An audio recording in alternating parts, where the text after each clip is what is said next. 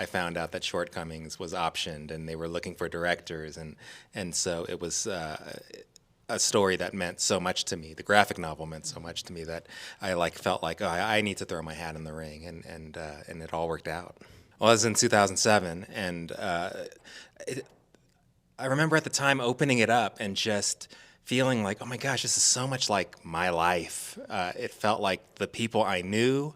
I saw myself in each character, and the places felt so real and authentic, and it felt like a really authentic story, even though it's really just people hanging out in diners and apartments and walking around the city.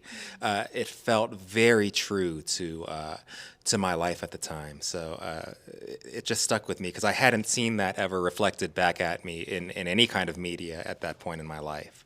So yeah, it was very powerful. I think we all collectively loved the script and the graphic novel as well.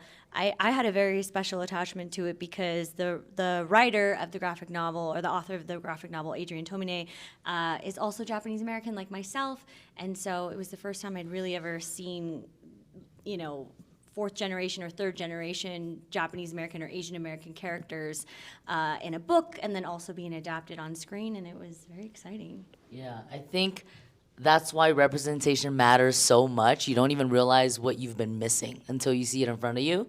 And I think that really reflects in Shortcomings in a way that these characters are also just so human, and we happen to be Asian. I think that's what we really want to emphasize, is that this movie could not be more simple and relatable and just conversations, that anyone can have. And we just happen to look like this in front of the screen and also behind the screen, which is really special. So still very rare in 2023. Yeah, it was just so surreal to see a character with so much complexity and nuance and range of emotions.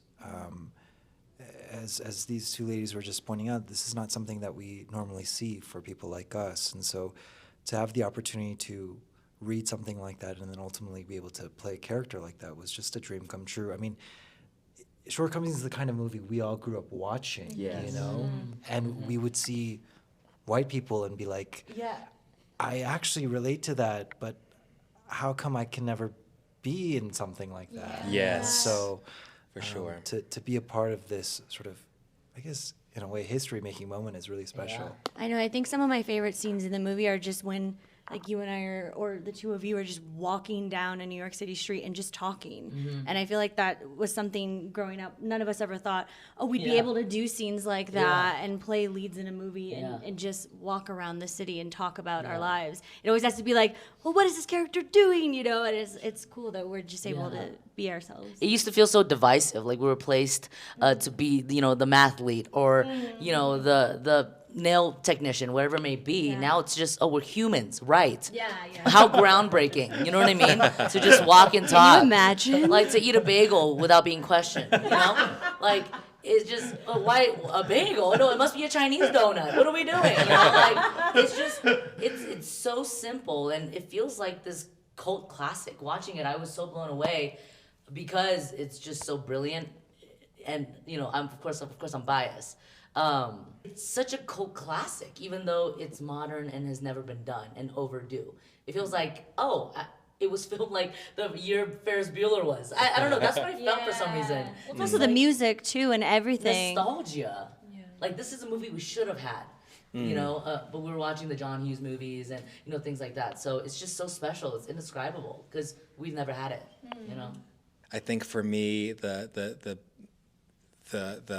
takeaway from this experience is I just want to do whatever it is that I'm very passionate about.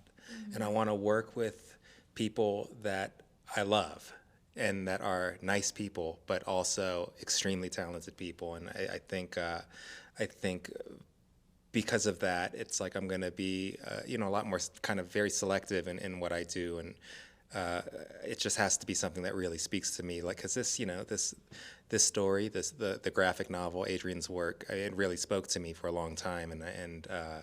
And the experience as a whole was just so special that, I just would like to that to be the case for whatever I do next.